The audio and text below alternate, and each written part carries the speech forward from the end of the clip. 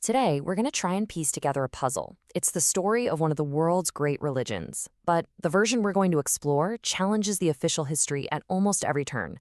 And it all starts with a single clue that's been hiding in plain sight. We all have a version of the story of how Islam began, right? But what if that official history, the one we all know, was actually written, or maybe even rewritten, a full 2 centuries after the fact?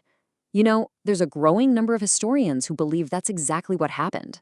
So, to try and uncover this other story, we're not going to start with old books or fragile manuscripts. Nope. We're going to start with something solid, something real that you could actually hold in your hand, a single ancient coin.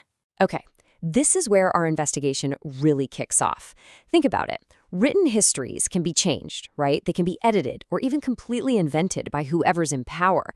But a physical artifact from the time, like a coin, that tells a story that can't be so easily rewritten. It's like a snapshot of a single moment. So what story do the earliest coins from this era actually tell us? Well, let's take a look at this guy, Abdullah ibn al-Zubayr. He was a rival caliph to the Umayyads. Now, the official history is crystal clear. He set up his caliphate and ruled from the holy city of Mecca. But when we look at the actual coins minted in his name, year after year, they all come from cities deep inside the Persian Empire, places like Kerman and Yazd. Not one single coin bearing his name has ever been found from Mecca. I mean, the conclusion here is kinda hard to ignore. If a ruler is minting all of his money in Persia, it stands to reason he was ruling from Persia. And this one little discrepancy in the historical record, it forces us to ask a much, much bigger question. Is the entire accepted geography of early Islam wrong? And this geography puzzle, it leads us to maybe the most important name of all. The very first coins that have the word Muhammad on them don't even show up for decades. And when they do, some historians argue that Muhammad wasn't a name at all, but a title. It's an Aramaic word and it means the praised one, a title that some Eastern Christian sects actually used for Jesus, who they saw as a prophet, but not as the Son of God. Think about it like this. Lots of people know the title Imam Zaman, but maybe fewer people would know the personal name Mehdi. The title basically became the identifier.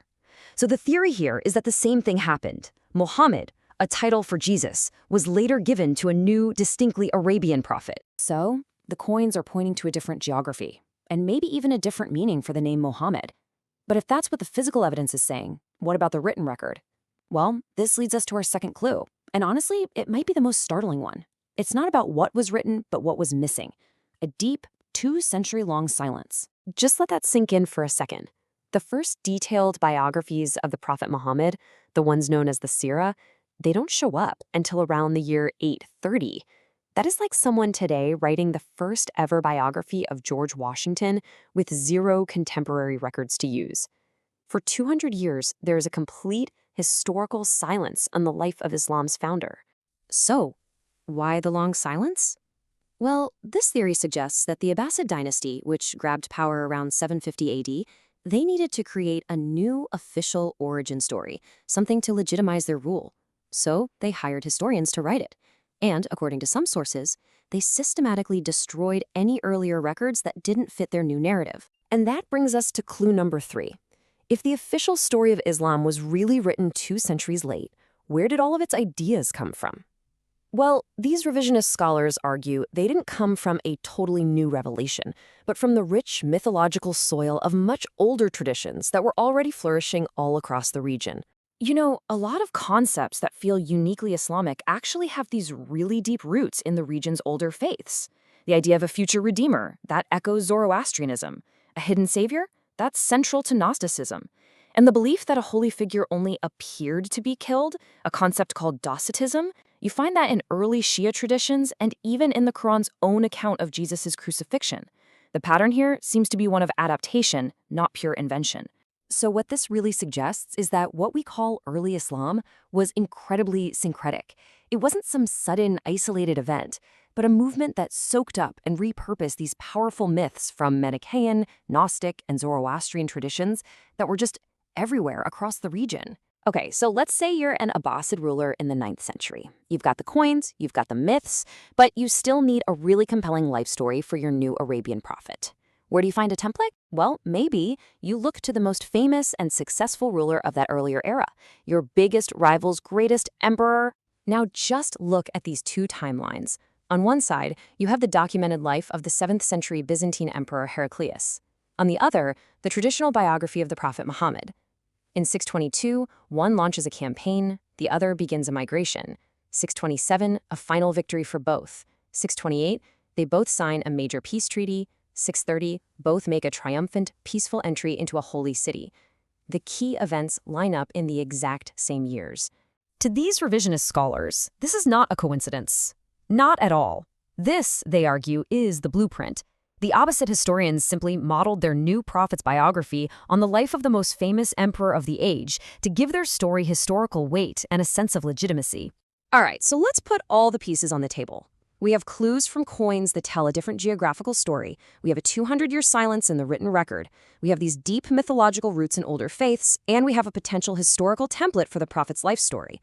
When you put it all together, a radically different picture starts to emerge. So here's the alternative theory in a nutshell. Islam didn't begin as a brand new religion in the Arabian desert. It was actually a gradual evolution, a movement of Eastern, anti-Trinitarian Christians who, under the heavy influence of Persian culture, slowly built a new political and religious identity, one completely separate from their Roman rivals. So the DNA of this movement, if you want to call it that, was a fusion. It combined a very specific kind of monotheistic theology from Christianity with this rich mythological tapestry from Persia. And all of it was driven by the political need to create an identity completely separate from their big rivals, the Byzantine Romans. You know, even the identity of who was an Arab gets questioned in this theory. The Abbasids, who supposedly led an Arab revolt, gave out commands like this one, showing this really violent hatred for a group they also called Arabs. This suggests that maybe Arab wasn't an ethnic identity back then, but a term for a rival religious faction, the very one whose history they were about to erase and rewrite. In the end, exploring this alternative history isn't really about proving one story is right and another's wrong. It's more about remembering that history is never a simple single story. It's a construct, and it's often written and rewritten by those in power. And that leaves us with a final, kind of provocative thought to chew on. If history is written by the victors, how much more of our past is still out there, waiting to be discovered just beneath the surface?